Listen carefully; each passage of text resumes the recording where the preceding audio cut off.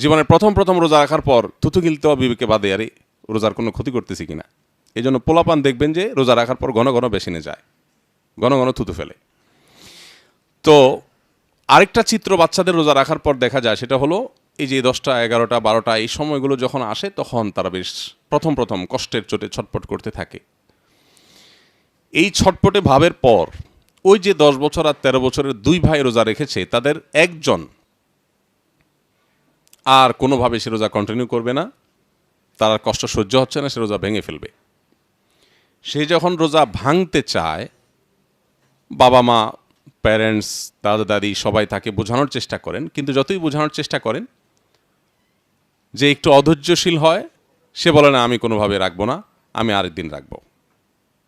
সে হয়তো রোজা ভাঙার ডিসিশনে অটল থাকে। আরেকজন মুখটা ফ্যাকাশে হয়ে যায়, শুকিয়ে যায়, সে কিন্তু রোজাটা ভাঙে না।